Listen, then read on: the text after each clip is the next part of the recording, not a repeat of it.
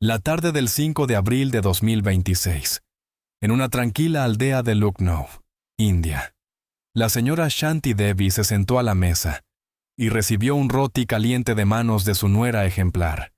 Ella no tenía forma de saber que esa sería la última comida de su vida.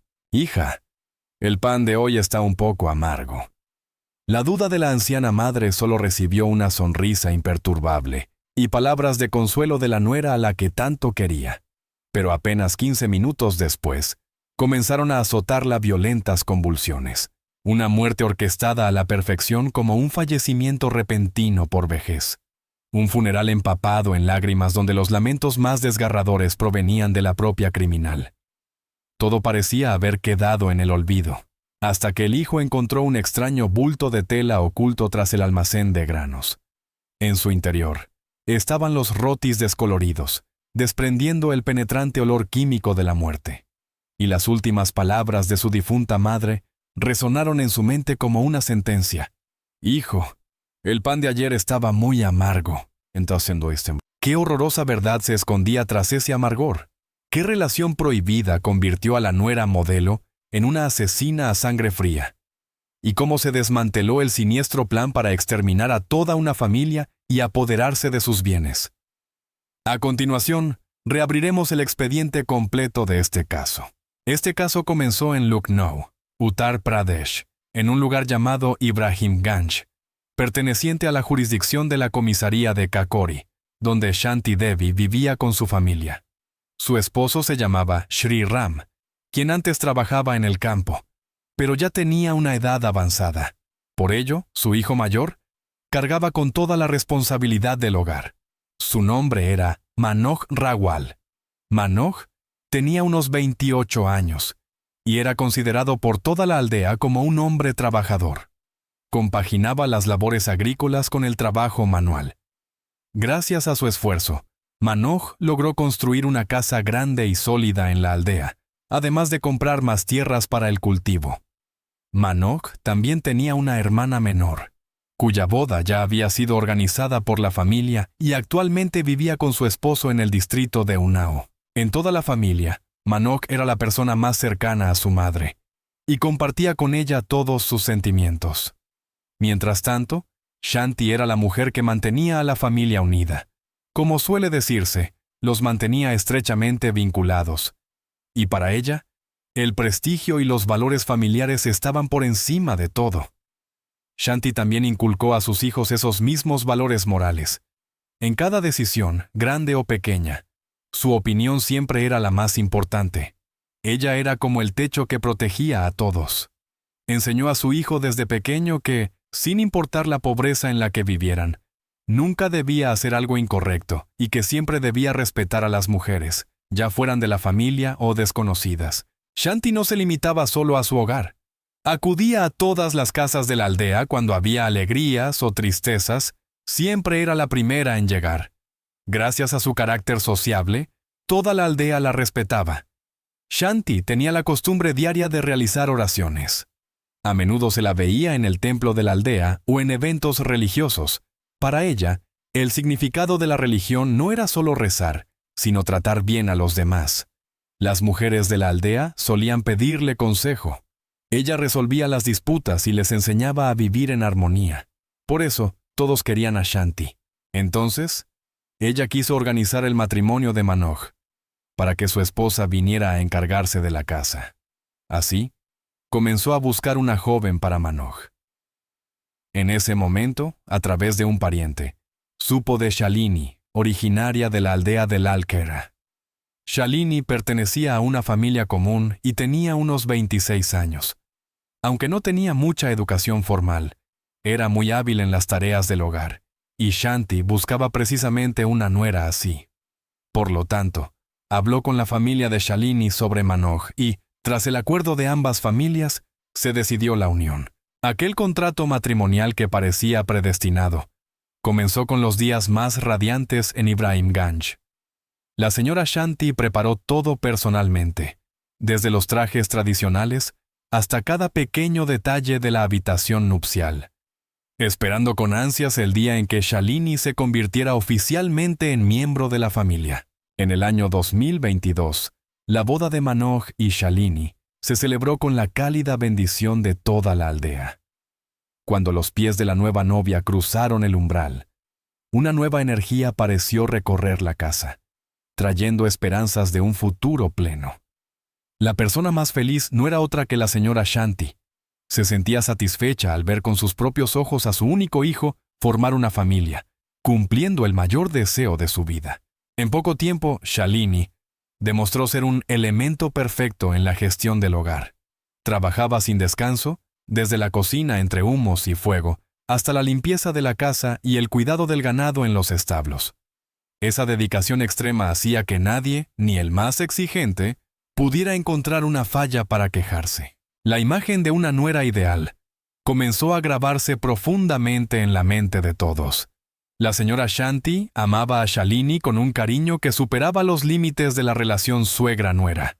La consideraba como la hija de su propia sangre que siempre había deseado. Cada madrugada, antes de que el rocío se disipara, Shalini era la primera en levantarse. Realizaba con respeto el ritual de tocar los pies de sus suegros, según la tradición, y preparaba meticulosamente cada medicina y cada comida caliente. Esa entrega no solo conquistó por completo a Shanti, sino que convirtió a Shalini en la reina del corazón de Manoj. Ella lo cuidaba con una delicadeza y comprensión absolutas, haciendo que el amor y el respeto de Manoj por su esposa crecieran día a día. En aquel hogar, Shalini no era solo una esposa o una nuera, se había convertido en el orgullo, en el símbolo de virtud que la familia Rawal exhibía con honor ante los vecinos. Incluso a los ojos de los aldeanos, Shalini era una mujer amable, tranquila, que nunca discutía con nadie y siempre respetaba a los mayores. Por ello, en toda la aldea de Ibrahimganj recibió innumerables elogios. Shalini solía participar en oraciones y eventos sociales junto a Shanti, donde era conocida como una nuera moral y religiosa. Todo en la familia marchaba bien. De repente, un día, Shalini anunció a toda la familia que estaba embarazada. Al oír la noticia, las sonrisas florecieron en los rostros de todos. Para Shanti, esta era la noticia más grande. Shanti consentía a Shalini por encima de todo y, debido a su deseo de tener un nieto para que el linaje continuara, repartió dulces por todo el vecindario. Durante el embarazo, prohibió a Shalini realizar trabajos pesados y asumió ella misma todas las responsabilidades del hogar para que la salud de Shalini y del bebé por nacer fuera la mejor posible. Mientras tanto, Manoj también estaba atento a cada pequeña necesidad y petición de Shalini. Cualquier cosa que Shalini decía, Manoj la cumplía de inmediato. Después de un tiempo, Shalini dio a luz a un niño encantador. La familia recibió al pequeño con ritos tradicionales, y por la alegría de tener un hijo, organizaron una gran ceremonia donde todos bendijeron al hijo de Manoj y Shalini, para que tuviera una larga vida. Ahora, los días de Shanti transcurrían con su nieto. Mientras tanto, el abuelo Shri Ram también jugaba mucho con el nieto y lo sacaba a pasear. Bajo estos mimos, el hijo de Manoj ya cumplió 3 años. Es decir, han pasado 3 años y ahora estamos en el año 2026. Los años cambiaron, pero entre Shalini y la familia de Manoj no ha habido hasta ahora ninguna discusión o conflicto. Al igual que antes vivía con ellos, hoy en su corazón sigue habiendo el mismo amor y respeto de siempre por sus suegros. Pero el 5 de abril ocurrió algo que sumió a toda la familia en el luto. Lo cierto es que la salud de Shanti no había sido buena en los últimos días. Sin embargo, Manoj le daba sus medicinas a tiempo. Pero con la edad, su cuerpo se debilitaba cada vez más, rodeado de enfermedades. Como todos los días, al mediodía Shalini cocinó para todos en la casa y también le dio pan caliente a Shanti para comer. En cuanto probó un bocado, Shanti le dijo a Shalini, «Hija, el pan está muy amargo». A esto, Shalini respondió que su salud no estaba bien y que al tomar medicinas, era posible que el pan le supiera amargo. Al oír esto, Shanti se calló y, tras terminar de comer, se fue silenciosamente a su habitación. pero en cuestión de 15 a 20 minutos, comenzó a vomitar y a retorcerse de dolor. En ese momento Manoj llegó a casa, vio el estado de Shanti e inmediatamente la llevó al médico más cercano. Compró medicinas para Shanti y regresó a casa. Pero tras tomar la medicina, Shanti no mejoró. Los vómitos continuaron. Al ver esto, Manoj fue a otro médico y trajo más medicinas para ella.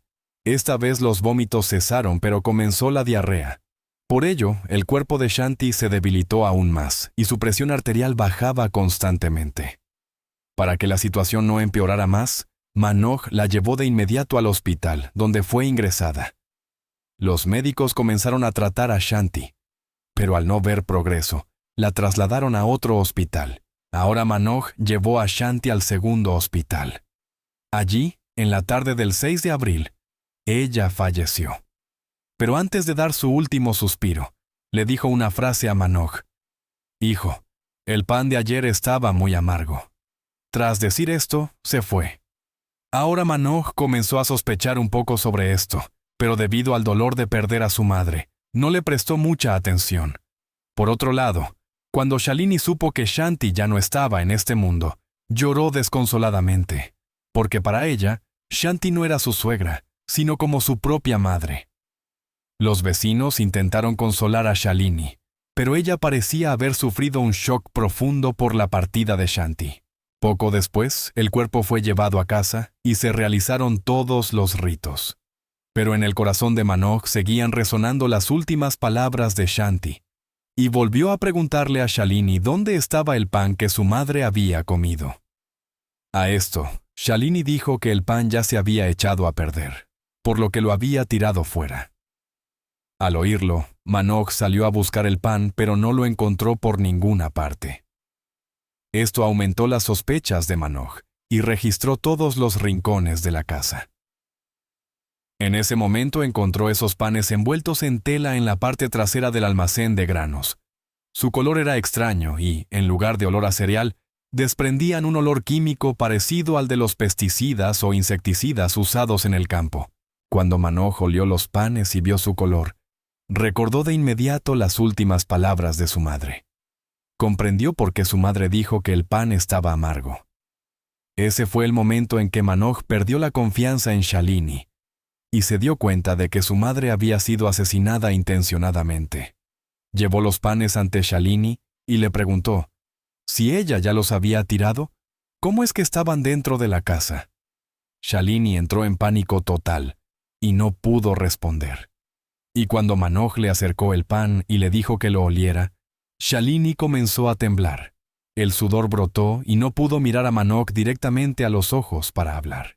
Al ver esto, Manoj se enfureció y le preguntó a Shalini qué le había echado finalmente a esos panes, por qué su madre los sentía amargos.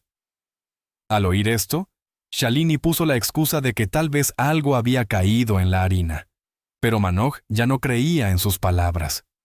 Ahora llevó a Shalini ante el consejo de la aldea y dijo que llevaría esos panes a la policía. Al oír el nombre de la policía, Shalini se desmoronó por completo y lloró ante el consejo de la aldea, confesando que, instigada por Karan, había puesto veneno en el pan. Se nota, ahora, este objeto fue obtenido a través de su sobrino político.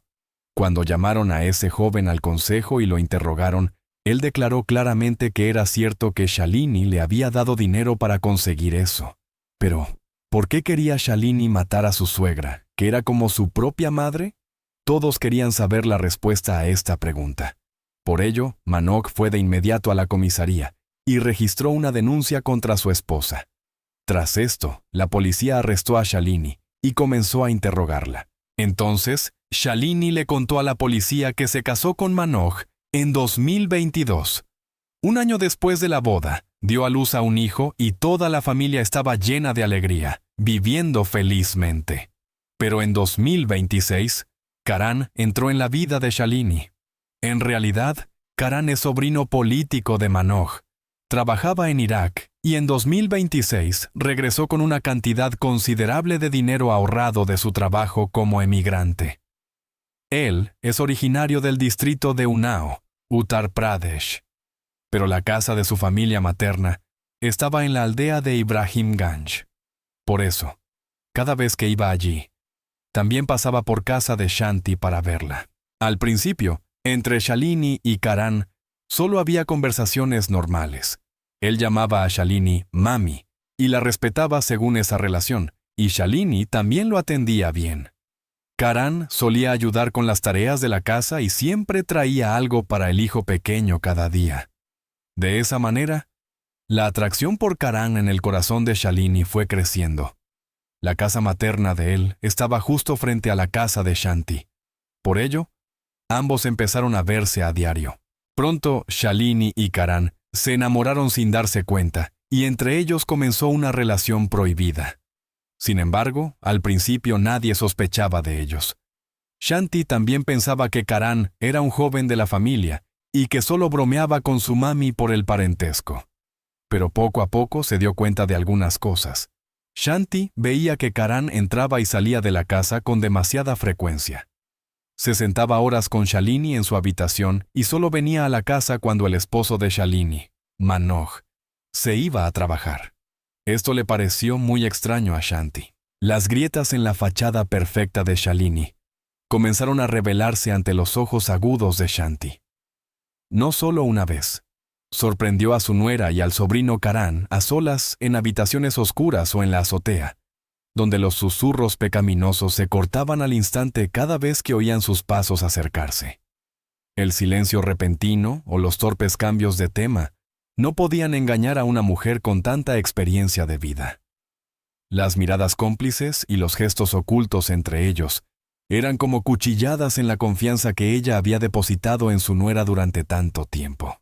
Cada día, Shalini se hundía más en la depravación. Descuidaba las tareas del hogar y el ganado para sumergirse en su teléfono, ese objeto inseparable que escondía rápidamente cada vez que alguien aparecía.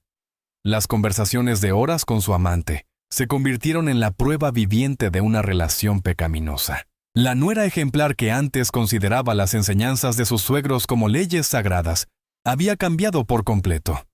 Shalini comenzó a ignorar los consejos y, en su lugar, mostraba una actitud rebelde y elogios descarados hacia Karan, haciendo que el ambiente en la casa fuera asfixiante.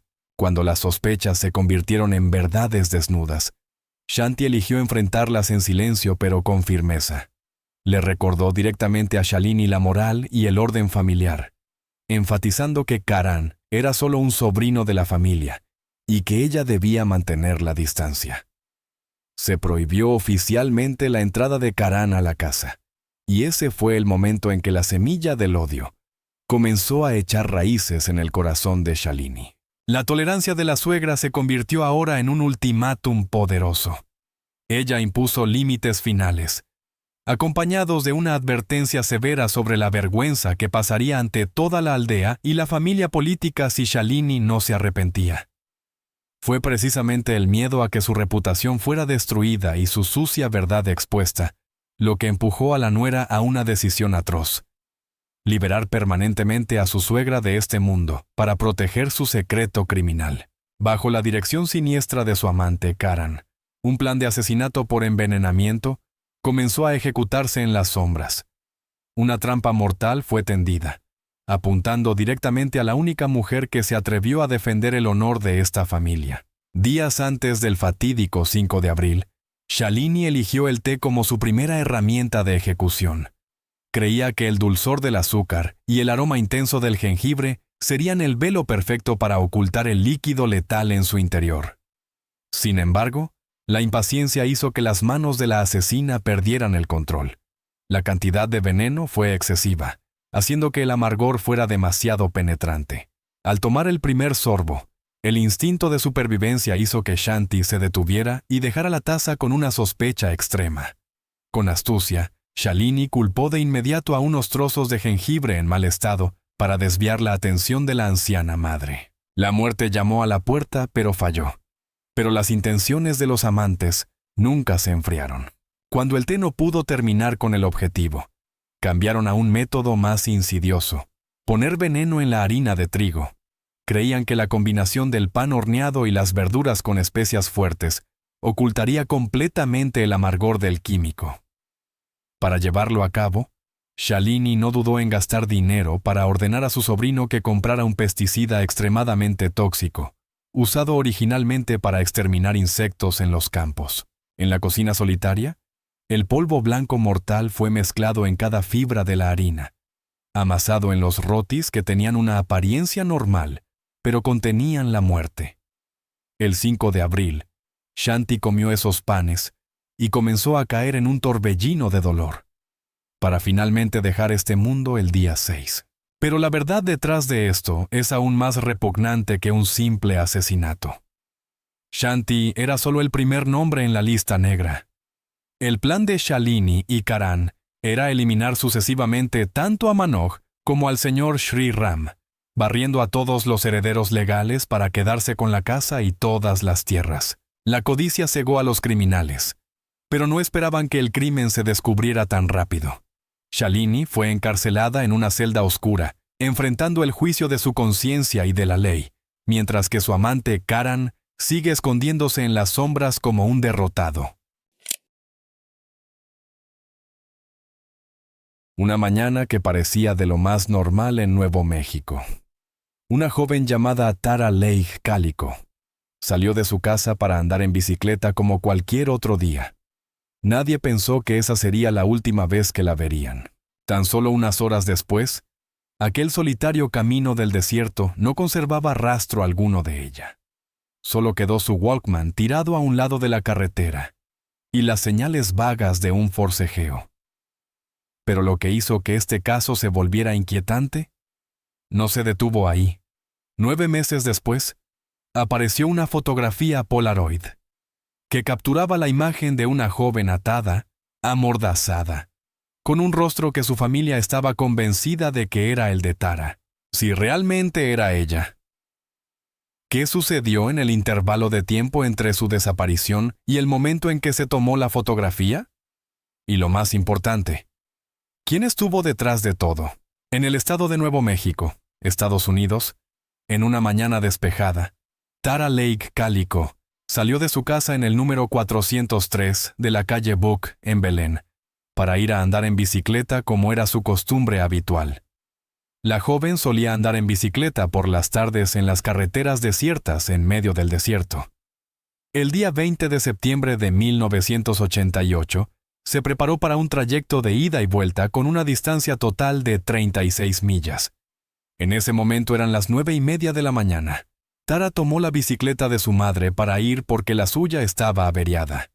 Solo llevaba consigo un reproductor de música Walkman, auriculares y una cinta de casete de la banda Boston.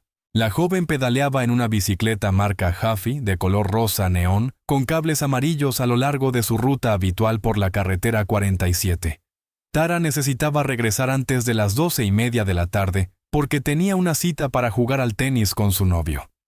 Antes de irse, le dijo a su madre, la señora Patty Doyle, que, en caso de que no regresara antes del mediodía, fuera a buscarla, ya que anteriormente había tenido un incidente con un pinchazo en una llanta, y al no tener a nadie a quien llamar, tuvo que caminar empujando la bicicleta casi 7 millas. Debido a esa experiencia, le pidió a su madre que la buscara. Cuando Tara no regresó a casa, la señora Patty condujo para buscarla en la ruta habitual de su hija. Pero después de conducir de ida y vuelta varias veces, todavía no pudo encontrarla. No había ningún rastro de Tara. Cuando la madre llegó a casa y vio que su hija aún no había regresado, decidió llamar a la oficina del sheriff del condado de Valencia y presentó un reporte de persona desaparecida. Tras recibir el aviso, la policía inició una investigación comenzando con una búsqueda a gran escala.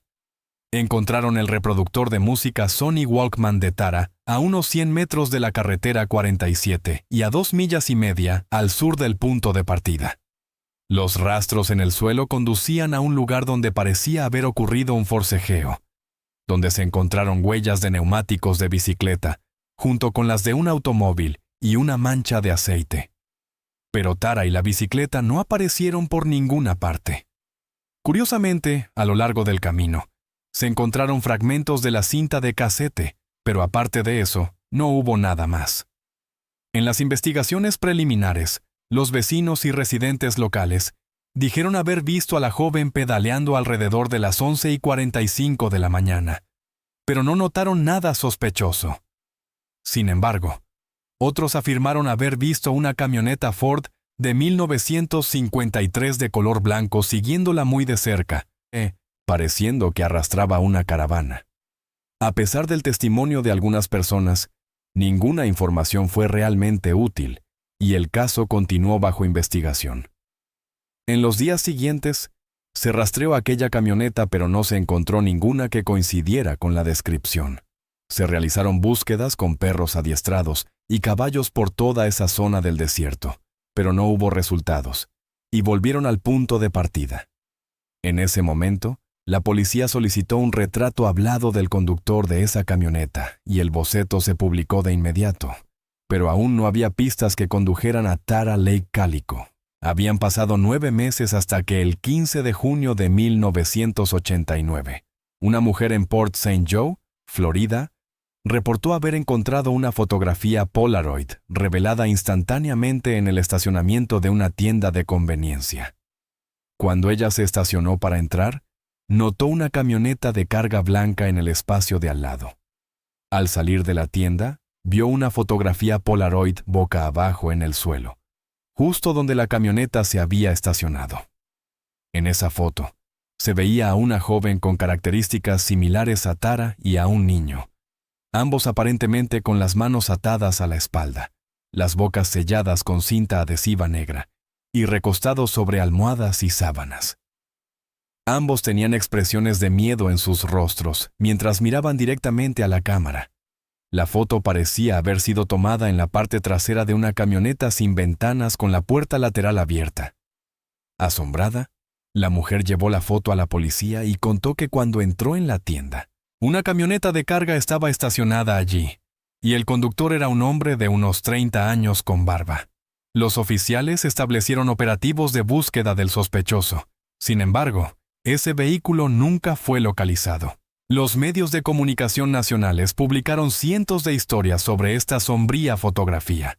Los padres de Tara vieron una de las noticias y contactaron a la policía de Florida, porque afirmaban que la joven de la foto era su hija desaparecida. Los expertos confirmaron que la foto debía ser reciente, tomada después de mayo, ya que el tipo de película utilizado solo estuvo disponible después de esa fecha. Los elementos que componían la foto eran muy preocupantes. Por otro lado, el niño que aparecía en la Polaroid parecía ser nada menos que Michael Henley, de 9 años, quien había desaparecido en mayo de 1988 en Nuevo México. Hasta ese momento, aún no se sabía con certeza si las dos personas en la foto eran Tara y Michael. Sin embargo, los padres de ambos menores dijeron que ciertos detalles apuntaban a que la respuesta era afirmativa. La madre de Calico dijo que reconoció una marca de nacimiento en la pierna de la joven idéntica a la que tenía su hija. Esta cicatriz fue causada por un accidente automovilístico cuando Tara era pequeña. Además del parecido físico del niño con Henley, otro elemento que atrajo poderosamente la atención fue la presencia de un libro junto a la joven amordazada, una novela titulada My Sweet Audrina. Esa historia era una de las favoritas de la joven desaparecida, y se creía que tal vez la llevaba entre sus pertenencias personales el día del incidente. Estos detalles fueron los que dieron esperanza a la familia de la joven de que aún estaba viva. Respecto al niño que se creía que era Michael Henley, un niño residente de Nuevo México que desapareció mientras cazaba con su padre, la familia también esperaba que aún estuviera vivo y retenido por alguien. Las familias de ambas víctimas se unieron para ayudar en la investigación, porque estaban convencidas de que eran sus familiares.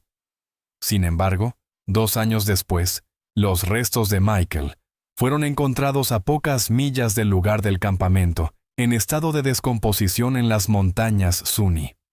Las autoridades creyeron que no fue víctima de un secuestro ni de ningún crimen, sino que murió debido a la exposición prolongada a la naturaleza tras perderse en el bosque durante el viaje de campamento.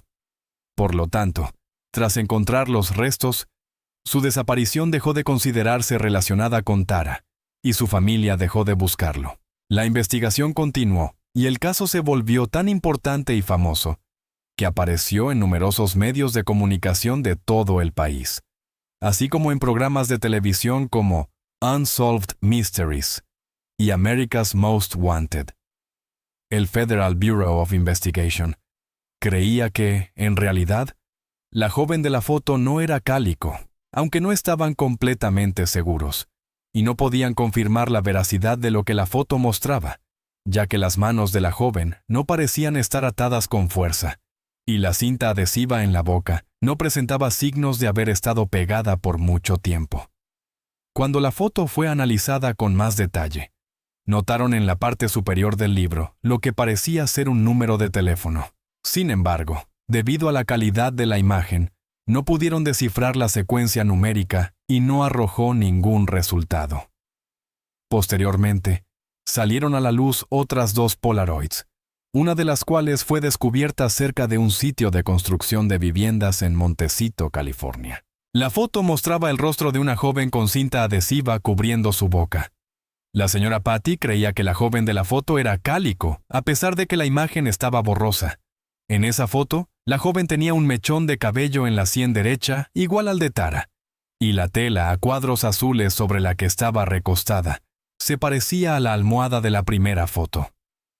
La tercera Polaroid apareció antes de febrero de 1990.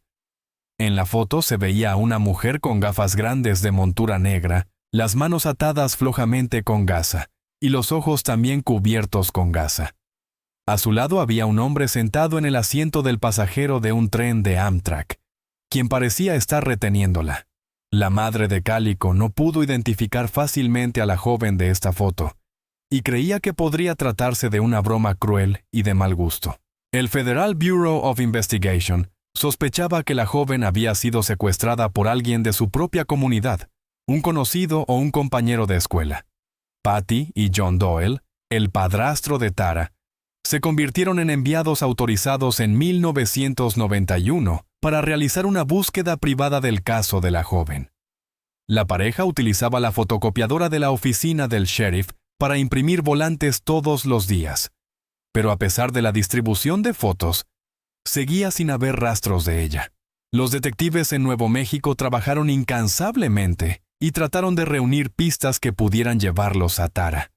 Hasta el día de hoy, las personas de las fotografías siguen siendo un misterio, y la identidad de ninguna de ellas ha sido determinada. Pasaron los años sin ninguna pista clara. El padre biológico de Tara falleció en 2002, y un año después, su madre y su padrastro abandonaron la casa en Nuevo México para mudarse al estado de Florida, donde ella lamentablemente falleció debido a complicaciones de salud tras varios accidentes cerebrovasculares en 2006. La madre de Calico vivió sus últimos días con la esperanza de encontrar a su hija, pues a veces veía a una joven en bicicleta, señalaba y le decía a su esposo que era Tara, pero luego se daba cuenta de que no era así. El hermano de Tara, Chris Calico, dijo que unos meses antes de su desaparición, encontró trozos de papel con amenazas en el auto de Tara, por lo que la familia pensó que alguien había planeado todo de antemano. Después de eso, el caso cayó gradualmente en el olvido, y la policía dejó de buscarla. Los familiares nunca perdieron la esperanza de encontrarla. Todo parecía haber terminado hasta 2008, cuando el sheriff René Rivera del condado de Valencia declaró al público que sabía lo que le había sucedido a Tara Lake Calico. Según él, un grupo de jóvenes que conocían a Tara la atropellaron accidentalmente con una camioneta mientras ella andaba en bicicleta. Se dice que esos chicos seguían a Tara para intentar hablarle y tocarla, y de repente la golpearon sin intención. En medio del pánico, la arrojaron a ella y a la bicicleta en la parte trasera de la camioneta, y la llevaron a un foso de grava. Cuando la joven amenazó con que los haría ir a todos a la cárcel, la asesinaron. Él no tenía pruebas, nunca habló de ello con los padres de la joven, pero según el sheriff Rivera, conocía los nombres de esos hombres. En 2009, la policía de Port St. Joe, en Florida, recibió una carta con la foto de un niño con manchas negras dibujadas sobre la boca. El niño de la nueva foto se parecía mucho al niño de la Polaroid de 1989. Unos meses después, alguien envió por correo a la policía la foto original del niño. Pero los detectives aún no pudieron identificar quién era ni quién envió esas fotos. Los sobres tenían matasellos de Albuquerque. Sin embargo, no había dirección del remitente y, sin más pistas, no pudieron determinar quién los envió. Y debido a la falta de más indicios, el caso de Tara Leigh Calico fue cerrado. Siguieron pasando los años, y el caso se hundió gradualmente en la memoria del público, como si cada rastro hubiera sido borrado por el tiempo. Sin más pistas claras, sin explicaciones, solo quedaba un vacío que se prolongó durante más de 2 décadas. Pero en octubre de 2013, exactamente 25 años después de que Tara Leigh Calico desapareciera, todo se agitó repentinamente de nuevo, comenzando con una confesión que llegó en el último momento de una vida. Ese hombre era Henry Brown. Antes de morir, les dijo a los investigadores que sabía lo que había sucedido el día que Tara desapareció, una historia que había guardado en secreto durante años por miedo. Según sus palabras, poco antes de que ocurriera la desaparición, su vecino Lawrence Romero Jr. había mencionado el incidente varias veces de manera casi abierta, como si no fuera un secreto, sino un recuerdo que ya no intentaban ocultar. Según ese relato, en el día fatídico, Romero Jr. junto con otros 2 jóvenes estaban sentados en una camioneta cuando vieron a Tara pedaleando sola en el camino desierto. Se acercaron. Inicialmente solo fueron acciones de burla, acercamiento, intentando tocarla. Pero en un momento de pérdida de control, el vehículo la golpeó, haciendo que cayera sobre el pavimento. Pudo haber sido solo un accidente. Pero lo que sucedió después ya no fue un accidente. En estado de pánico, en lugar de detenerse, la subieron al auto y abandonaron la escena. Tara fue llevada a una zona remota, un foso de grava en medio de un terreno baldío. Allí, según la confesión, fue retenida y sufrió actos terribles que nadie debería presenciar. Cuando todo terminó, Tara dijo que los denunciaría a todos ante la policía. Fue esa frase, según Henry, la que los llevó a tomar la decisión final. La sujetaron con fuerza. Ya no había vuelta atrás. Y entonces, uno de ellos le arrebató la vida con puñaladas.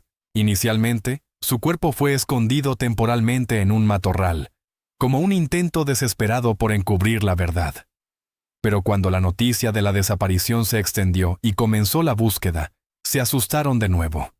El cuerpo fue trasladado, esta vez al sótano debajo de una caravana donde vivía Romero Jr. Henry contó que entró allí por accidente sin saber a qué estaba a punto de enfrentarse. Al bajar, vio una forma envuelta en una lona azul, enterrada apresuradamente en un foso poco profundo. Y aunque aún no sabía quién era, comprendió que estaba ante el cuerpo de una persona a la que acababan de arrebatarle la vida. Los 3 hombres presentes en ese momento le dijeron directamente que era Tara. Relataron todo el suceso, no para confesar, sino como una advertencia. Si él hablaba, él sería el siguiente. Y Henry guardó silencio. No porque no quisiera hablar, sino porque no se atrevía. Siguió viviendo con ese secreto durante muchos años, cargando con el miedo y también con el remordimiento, hasta que no le quedó nada que perder. Contó que, posteriormente, el cuerpo de Tara fue trasladado una vez más, a una zona cerca de un estanque propiedad de uno de los otros hombres. En cuanto a la bicicleta, el último rastro vinculado al día en que desapareció, fue desechada en un desguace, como si nunca hubiera existido. Lo que hace que la historia sea aún más pesada es el vínculo de poder que había detrás. Según Henry, el padre de Romero Jr. era nada menos que René Rivera, quien ocupaba el cargo de sheriff del condado en aquel momento. Y tal vez fue precisamente eso lo que hizo que la verdad quedara enterrada durante tanto tiempo. En 2017, una amiga cercana de Tara Leigh Calico, Melinda Esquivel, decidió no dejar que esta historia cayera en el olvido. Creó un podcast, comenzando el viaje de seguir por sí misma cada pieza restante del caso, junto con Michelle, la hermana menor de Tara. Ya no era una investigación oficial, sino un viaje personal, donde los recuerdos, el dolor y la esperanza se entrelazaban. Cada pequeño detalle fue recordado, cada nombre fue pronunciado una vez más, como una forma de mantener a Tara presente, no solo en los expedientes, sino en la mente de aquellos que nunca se rindieron por ella. A partir de ese podcast, se fue formando un proyecto de película documental. No solo para relatar un caso, sino para buscar un final, ya fuera la verdad o simplemente una respuesta suficiente para que los que se quedaron pudieran cerrar una espera que duró décadas. En octubre de 2019, el Federal Bureau of Investigation ofreció oficialmente una recompensa de $20,000 por cualquier información que pudiera ayudar a resolver el caso de Tara. Una cifra no muy grande, pero suficiente para demostrar que, aunque ha pasado mucho tiempo, este caso nunca ha sido realmente dejado atrás. Hasta el presente, el Federal Bureau of Investigation, junto con la Fuerza Policial del Condado de Valencia, siguen revisando cada detalle de la confesión de Henry Brown. Un relato que llegó tarde, pero con la fuerza suficiente para hacer que todo el caso que parecía dormido despertara una vez más.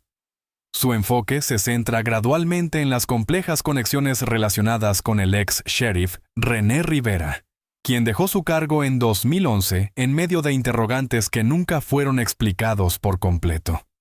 Los detalles fragmentados, que permanecieron inmóviles en los expedientes durante años, ahora se colocan de nuevo uno al lado del otro, con cautela, lentamente, como si solo una pequeña desviación pudiera hacer que todo el cuadro continuara incompleto.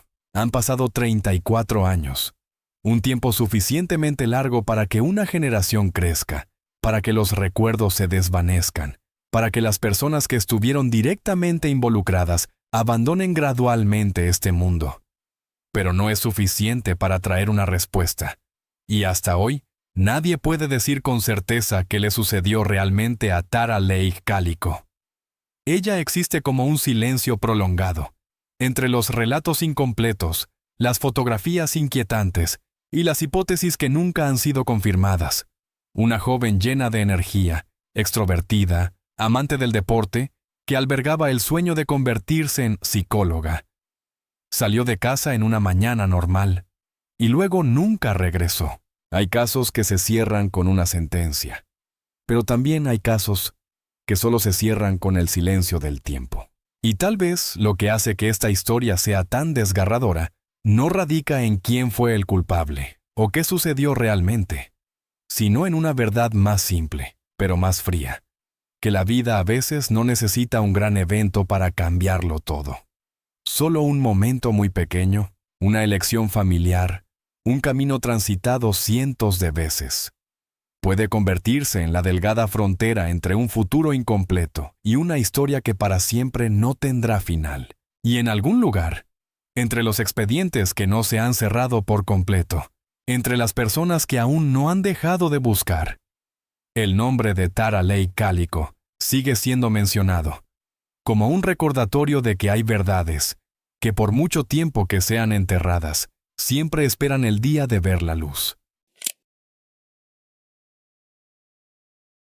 En medio de la naturaleza virgen de Costa Rica, un río que fluye silenciosamente, se convirtió accidentalmente en el escondite de un crimen atroz que nadie pudo haber imaginado.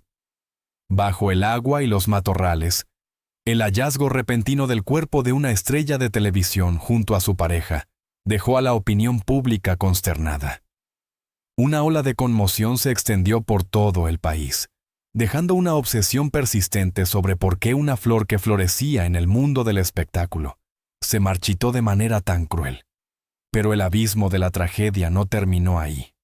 La oscuridad también envolvió el destino de un adolescente de 17 años, hermano de la joven, quien desapareció por completo en este caso lleno de misterio. A medida que los investigadores comenzaron a desentrañar cada capa de la verdad, surgió un panorama sombrío de traición, codicia insaciable y vínculos ocultos con el mundo del crimen. Lo que parecía ser un paseo tranquilo resultó ser el punto de partida de una serie de decisiones erróneas, que condujeron a una de las tragedias más horribles en la historia del país. Este es el expediente criminal de Isamara Villalta.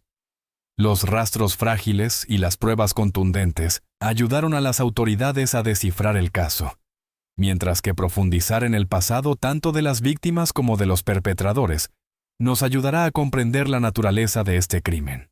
En la tarde del domingo, 13 de agosto de 2017, en una zona remota del centro de Alajuela, Costa Rica, un hallazgo dejó a las autoridades consternadas.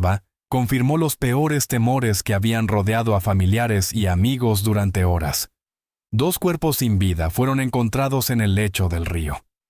Poco después, la identidad de las víctimas fue confirmada como Isamara Villalta Solano y Andrés Martín Pérez Vega, 2 jóvenes que habían sido reportados como desaparecidos apenas un día antes.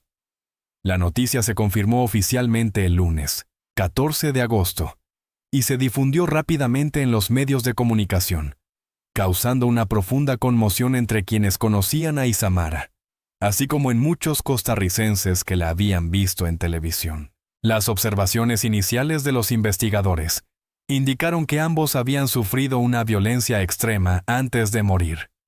Esto reforzó la sospecha de que no se trató de un accidente ni de un evento aleatorio, sino de un crimen brutal cometido de manera calculada. Sin embargo, cuando la tragedia comenzó a hacerse pública, una ansiedad aún mayor rodeó a la familia de las víctimas. Aunque se encontraron los cuerpos de Isamara y Andrés, Kendall González Solano, hermano de Isamara, quien también desapareció con ellos, seguía sin aparecer. Ante tal incertidumbre, las autoridades lanzaron de inmediato una operación de búsqueda a gran escala en el área del río y sus alrededores. La esperanza de encontrar al joven con vida no se ha extinguido por completo. El miedo crece con cada hora que pasa, especialmente cuando las circunstancias del hallazgo de los 2 cuerpos anteriores sugieren que esta víctima también pudo haber corrido la misma suerte. Mientras los investigadores amplían el alcance de la búsqueda, la familia de Kendall atraviesa momentos de dolor difíciles de describir con palabras. El padre de la víctima, quien está completamente devastado por la noticia de la muerte de su hija y el novio de ella, realizó numerosas llamadas a las autoridades para intentar recabar cualquier información sobre el paradero de su hijo, aferrándose a la esperanza de que aún sea posible encontrarlo con vida. Sin embargo, la respuesta recibida una y otra vez seguía siendo que no había pistas claras que indicaran exactamente qué le había sucedido a Kendall. En conversaciones privadas, algunos investigadores temían que el joven también hubiera corrido la misma suerte, y que los perpetradores hubieran dispuesto del cuerpo de tal manera que la búsqueda resultara extremadamente difícil. Esta era una hipótesis que nadie se atrevía a expresar públicamente frente a la familia. A pesar de esas sospechas, las labores de búsqueda continuaron durante varios días. Los equipos especiales regresaron a la zona del río para inspeccionar la escena una vez más y rastrear cualquier objeto que pudiera haber sido abandonado por los criminales, desde pertenencias personales de las víctimas hasta las armas utilizadas en el ataque.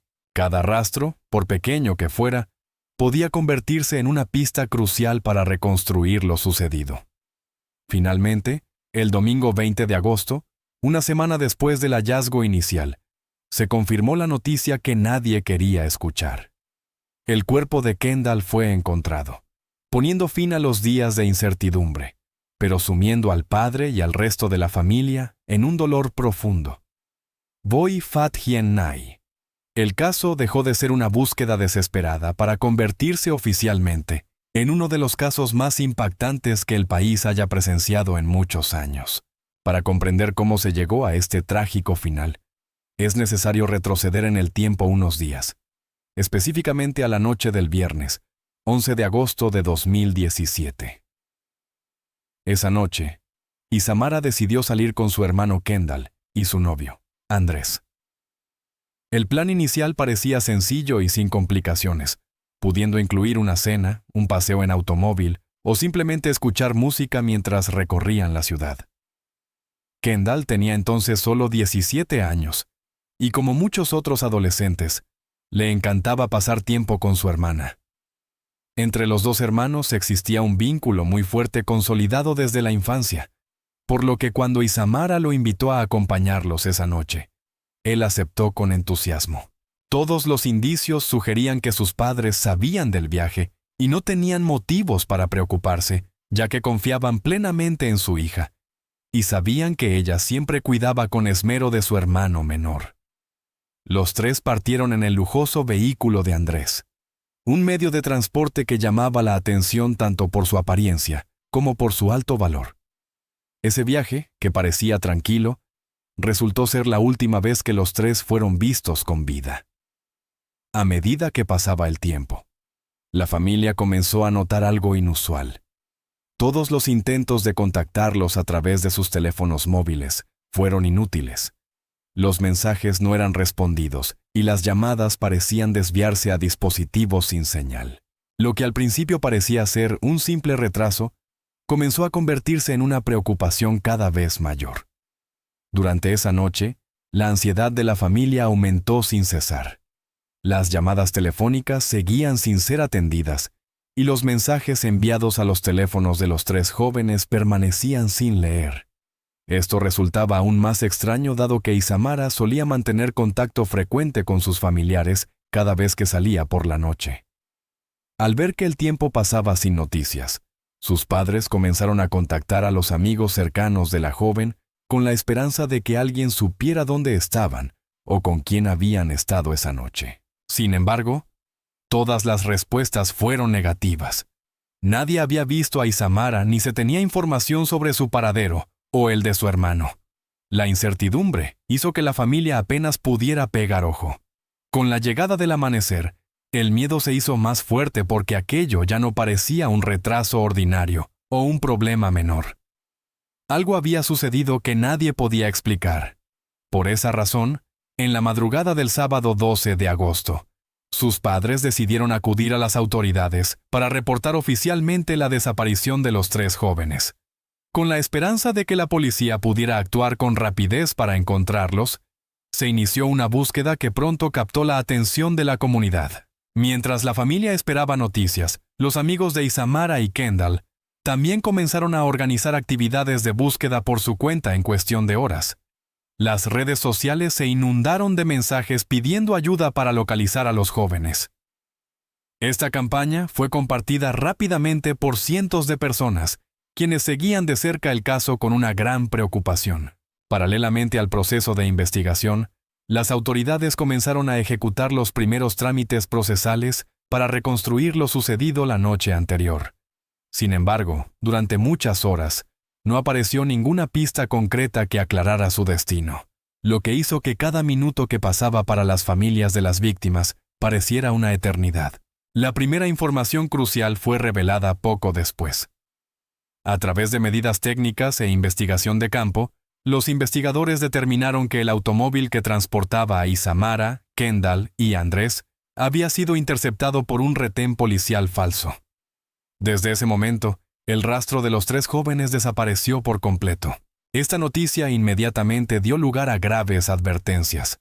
La aparición de un retén falso significaba que las tres víctimas podrían haber caído en manos de un grupo delictivo organizado. Lo que más desconcertó a los investigadores fue que, hasta ese momento, nadie se había comunicado con la familia para exigir un rescate, lo que hacía la situación aún más preocupante. Tras el hallazgo de los cuerpos y los resultados periciales iniciales, la investigación comenzó a analizar minuciosamente cada detalle, para explicar por qué los tres jóvenes fueron interceptados esa noche. Una de las primeras líneas de investigación se centró en las relaciones de Andrés, cuya vida parecía esconder muchos rincones oscuros que no eran conocidos previamente por los allegados de Isamara. El historial de este hombre empezó a cobrar importancia para el caso. Según filtraciones de la etapa inicial de la investigación, Andrés había tenido problemas con la ley por el delito de posesión ilícita de armas, y había numerosos indicios de que este personaje mantenía vínculos con actividades relacionadas con el crimen organizado. Bajo ese contexto, los investigadores consolidaron gradualmente la posibilidad de que el ataque no fuera un evento aleatorio, sino un acto calculado dirigido directamente hacia él. La hipótesis que se fue formando sugería que los perpetradores podrían haber estado buscando información sobre un cargamento de sustancias estupefacientes o dinero relacionado con las actividades de Andrés. Con esta línea de investigación, las autoridades continuaron recopilando pruebas y testimonios para recrear los hechos. Sin embargo, para comprender la razón total por la cual Isamara se vio envuelta en esta tragedia, es necesario mirar hacia el pasado para saber quién era ella y cómo su vida llegó hasta ese momento. Isamara Villalta Solano nació a principios de la década de 90 en la provincia de Alajuela, Costa Rica. Desde pequeña, creció en un entorno familiar cercano, donde el afecto entre los miembros siempre estuvo muy presente, especialmente después de que sus padres se divorciaran cuando ella tenía unos 7 años. Este evento de divorcio marcó un gran cambio en la dinámica familiar, pero no debilitó el vínculo entre sus miembros. Un tiempo después, su madre tuvo otro hijo con una nueva pareja. El niño fue llamado Kendall. Con el paso de los años, este hermano menor se convirtió en una de las personas más importantes en la vida de Isamara, ya que entre ambos surgió una relación de apego profundo, que iba mucho más allá de la simple convivencia familiar. A medida que ambos crecían, Isamara asumió naturalmente un papel protector hacia su hermano.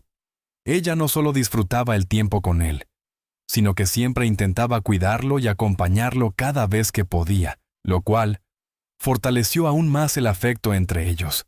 Para quienes los conocían, era evidente que la relación entre los dos hermanos era uno de los vínculos más sólidos de la familia. Desde su adolescencia, Isamara comenzó a mostrar su pasión por el mundo del modelaje y el entretenimiento.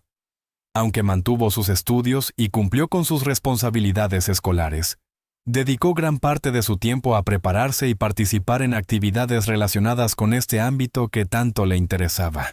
Con el paso de los años, su carisma y presencia frente a las cámaras comenzaron a abrirle puertas en la industria del entretenimiento en Costa Rica. Isamara participó gradualmente en diversos concursos y programas, lo que le permitió ganar experiencia y volverse familiar para el público. El mayor reconocimiento le llegó cuando se convirtió en integrante del programa de televisión Combate, en su versión costarricense, un espacio que era muy popular entre los jóvenes del país en aquel momento. Allí, no solo se forjó una reputación, sino que también estableció vínculos de amistad con otros concursantes, y comenzó a consolidar su posición como un rostro cada vez más cercano para muchos espectadores. Hacia el año 2017, a la edad de 24 años, Isamara se describía a sí misma como una mujer llena de aspiraciones y con el deseo de desarrollar su carrera profesional. Siendo una persona disciplinada y amante del deporte, mantenía una rutina de entrenamiento físico constante, lo cual era parte de su estilo de vida y de su trabajo como modelo. A pesar de su vida activa y su creciente presencia en el mundo del espectáculo, en el plano personal, Isamara también atravesaba etapas de cambio. En ese contexto, conoció a Andrés, un hombre mayor que ella por más de 10 años, y del cual no se tenían demasiados detalles claros sobre su historial familiar. Desde el principio, la conexión entre ambos fue intensa. Andrés poseía una personalidad que muchos describían como carismática, al tiempo que proyectaba una imagen de confianza y control, lo cual resultó sumamente atractivo para la joven. Al lado de este hombre, Isamara parecía sentirse protegida y confiaba en que podría construir un futuro prometedor junto a él. Más allá de esa impresión inicial, este hombre también ostentaba una vida aparentemente estable, con capacidad financiera, mostrándose generoso y dispuesto a brindarle una vida llena de experiencias y emociones interesantes. Sin embargo, con el tiempo, comenzaron a surgir rumores que preocuparon a quienes rodeaban a la joven. Algunas personas cercanas a Isamara empezaron a advertirle sobre ciertos aspectos no del todo transparentes en las relaciones sociales de Andrés. Según la información que circulaba en ciertos círculos, este hombre tenía antecedentes relacionados con la posesión ilícita de armas y mantenía vínculos con sujetos pertenecientes al mundo criminal.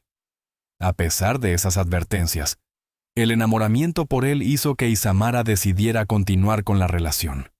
Las opiniones de su familia y amigos no pudieron separarla de un vínculo que, aunque ya presentaba señales de tensión, ocupaba un lugar central en su vida.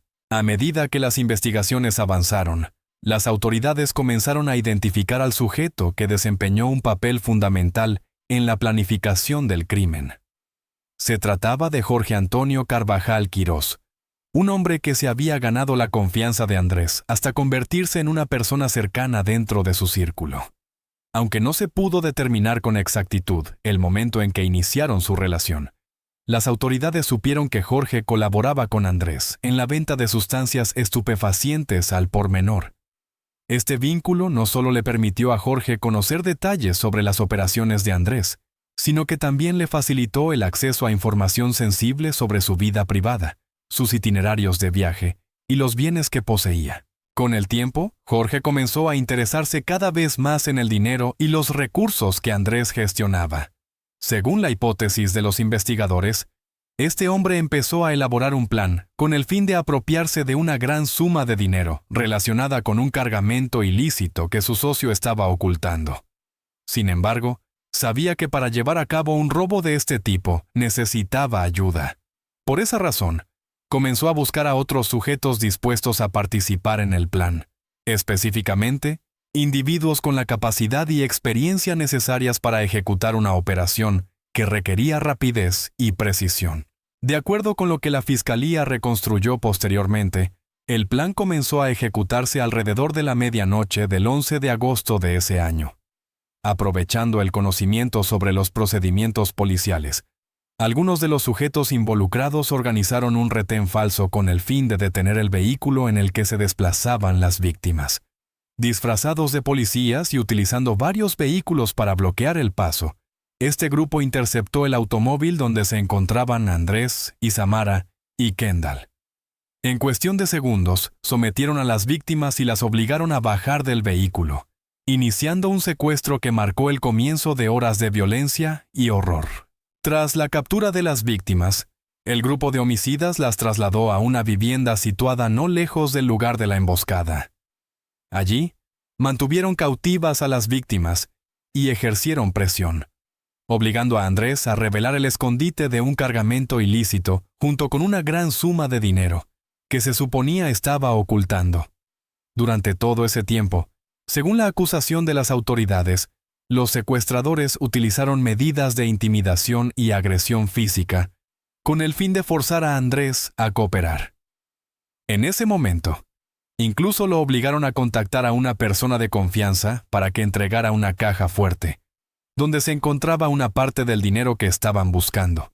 Una vez logrado su objetivo, los victimarios decidieron eliminar a las víctimas para evitar ser identificados.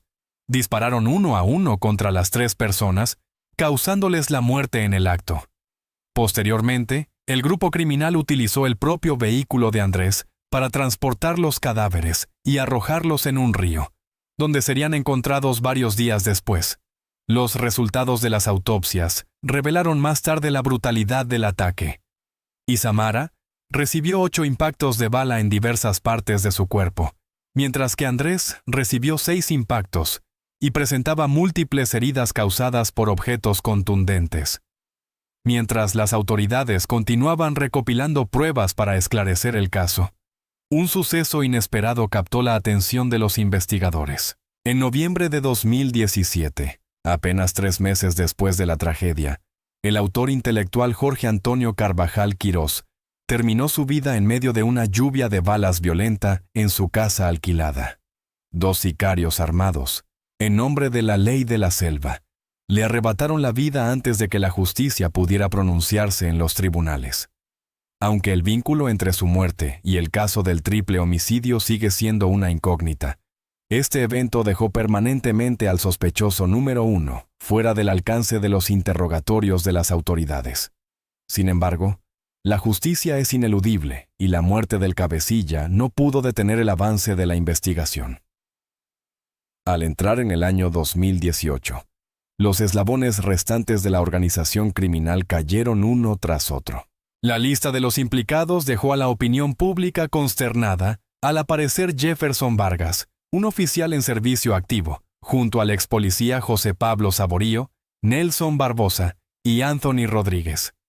Aquellos que una vez juraron ante la bandera proteger al pueblo, utilizaron sus propios conocimientos profesionales para montar el retén falso, convirtiendo un símbolo de seguridad en una herramienta del mal. Finalmente, se hizo justicia en el tribunal de Alajuela. Jefferson y José Pablo recibieron una condena de 80 años de prisión, mientras que Anthony recibió 65 años. Por su parte, Nelson fue absuelto debido a la falta de pruebas directas. El caso se cerró legalmente, pero el dolor que dejó en las familias de las víctimas y en el país de Costa Rica es una cicatriz que nunca sanará. Isamara Villalta y su hermano Kendall, dos almas jóvenes con aspiraciones brillantes, tuvieron que detener su camino de manera cruel. Isamara había luchado con disciplina para reafirmarse en el mundo del espectáculo, mientras que Kendall apenas comenzaba a alcanzar sus primeros sueños de vida. Todo se desvaneció en una sola noche fatídica, dejando una lección costosa sobre la fragilidad de la vida humana ante la crueldad de la violencia. Al repasar toda la historia, no podemos evitar estremecernos ante el peso de las elecciones. La relación entre Isamara y Andrés Pérez Vega es un testimonio de cómo los fantasmas del pasado y los vínculos oscuros pueden arrastrar incluso a los inocentes al abismo. Andrés eligió caminar por un sendero peligroso lleno de ambición y dinero sucio, y el precio que pagó no fue solo su propia vida, sino también el futuro de la joven que amaba y el de su hermano inocente. Esta vida a veces no nos permite elegir a quién conocemos, pero sí nos otorga el derecho de elegir con quién nos vinculamos. Espero que la historia de Isamara y Kendall sirva como un recordatorio suave pero profundo. Permanezcan alerta ante los vínculos que construimos, porque a veces el precio de la ceguera en el afecto o la negligencia ante las señales inusuales no solo recae en nosotros mismos, sino también en los seres más queridos que nos rodean. No permitan que los secretos y las transacciones oscuras de otros se conviertan en el punto final de su propia vida hermosa.